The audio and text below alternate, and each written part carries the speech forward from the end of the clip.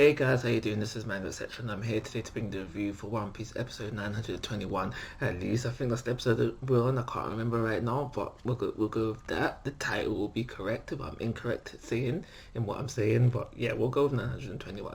So the majority of this episode focused on Komurasaki. I think that's how you pronounce the name, but there is little bits else that we can talk about, and the first thing I want to talk about is stuff within the labor camp where they're making all the labor camp where Luffy is right now. So during this part of the episode, we see Luffy. He's working hard trying to get that them tickets so he can get some food later on, and this is where he bumps into Karibu. I think his name was, the mud guy, the guy who has the mud Logia Devil Fruit. And this is just basically a little scene with him being reintroduced into the story, us finding out what happened to him after he could receive that one bag from Peckham's most epic moment within the series until he was downplayed. But yeah, we just found out basically what his life was like after receiving that bag, and we found out that he went to the new world. He did his thing for a little bit only to end up getting captured by X-Drake and brought to this labor camp. And now that he's here in present day, he's like, yo, Luffy, I know you're going to try and escape, bring me with you, I want to be your henchman, blah, blah, blah, blah, all that kind of talk. And Luffy's like, nah, I ain't trying to hear that. I don't want you with me. I ain't giving you none of my tickets. You ain't getting none of my food. Work harder, kind of vibe. So that was a little scene within this episode. It was like in the middle of the episode, if I remember it correctly, but that's what happens there. So on another side of things, we find out that one of the people that Sanji beat up, he turned into a snitch. He went back to his boy. He's like, yo, this happened, XYZ. And I forget the guy's name, but he said, tell Queen,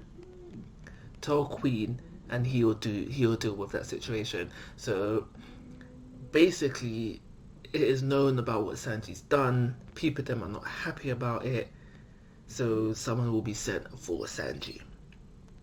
So the rest of the episode is focused on Komurasaki. I think that's how you pronounce her name. It's the whole parade thing. We see her coming in. We see people within Lust, and we also see a flip side, which may have come with a bit of surprise. So we see people crying, so you think these are tears of joy. Then you find out these are not tears of joy. There are actually people out there who actually adamantly want to kill her. So this is when we go into a little flashback focused on one of the guys, because there's 3 guys that want to kill her. Focused on one of the guys, but you get the vibe of what happened with the other 2 guys as well. But focused on one of the guys, we basically find out that Komurasaki played this guy for his money. This guy was so in love with her that he did everything he could to buy her. Everything he could. He sacrificed his health, he sacrificed his well-being, he sacrificed basically everything to try and earn the money so he can buy her, make her his own. And what happened was when he finally raised the money to buy her off, when he turned up to go claim her, she was like, no. What money? Oh, that money. Thought that was a gift, doggy. Thought that was a gift, bro. So we learn about that. Basically. So then we flip back to present day. She's like, yeah, I don't like pool guys. I was just using you for your money. Run along now.